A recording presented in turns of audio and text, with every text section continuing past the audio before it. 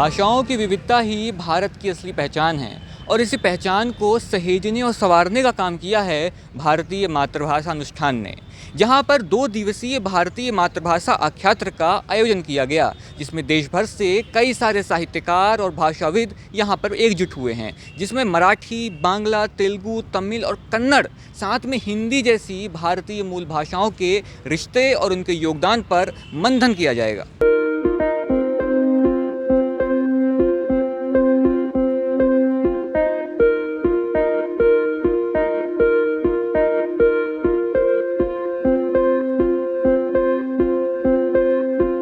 भोपाल के सांस्कृतिक केंद्र रविंद्र भवन में हिंदी दिवस के अवसर पर मातृभाषा, साहित्य और संस्कृति को समर्पित 2 दिवसीय विशेष कार्यक्रम आयोजित हुआ। कार्यक्रम के पहले सत्र का मुख्य विषय मातृभाषा का महत्व था। वक्ताओं ने इसे केवल संवाद का माध्यम ना मानते हुए हमारी संस्कृति, लोक कथा और महाकाव्यों की जीवंत विरासत बताया। दूसरे सत्र में विशेषज्ञों ने सरल और सहज हिंदी को आम लोगों तक पहुंचाने के लिए गीत, नाटक और नई तकनीक के इस्तेमाल पर जोर दिया। हमने मध्य प्रदेश के प्रत्येक जिले और प्रत्येक तहसील स्तर से साहित्यकारों को आमंत्रित किया है। ये सभी साहित्यकार वास्तव में 2 दिन रुक करके और विमर्श के अनेक सत्रों को संपन्न करेंगे। 5 सत्र प्रतिदिन संपन्न हो रहे हैं और इन 2 दिन के 10 सत्रों में विशेष रूप से हमने ये प्रयास किया है कि इन दिनों भारतीय साहित्य के समक्ष जो महत्वपूर्ण प्रश्न हैं, उन प्रश्नों का उत्तर भी हम खोजने का प्रयास कर रहे हैं। कार्यक्रम के दूसरे दिन विभिन्न भारतीय लोक भाषाओं भोजपुरी, अवधी, मैथिली, बुंदेली, मराठी और छत्तीसगढ़ी जैसी भाषाओं की विशेषताओं पर विचार रखे गए। वक्ताओं ने बताया कि ये लोक भाषाएं ही हमारे समाज की असली पहचान है और इन्हें पाठ्यक्रम और जीवन दोनों में समान महत्व दिया जाना चाहिए।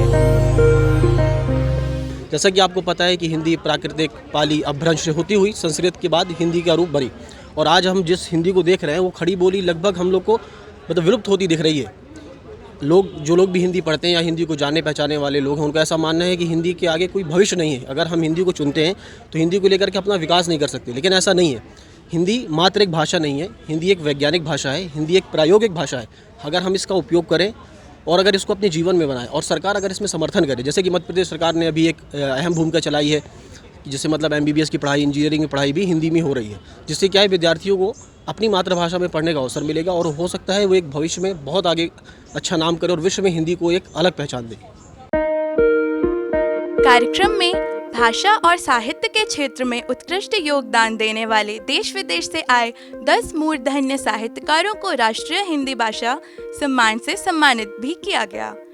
इस अवसर पर प्रदेश के मुख्यमंत्री डॉक्टर मोहन यादव ने कहा कि माँ और मातृभाषा से बढ़कर कुछ भी नहीं हो सकता। मातृभाषा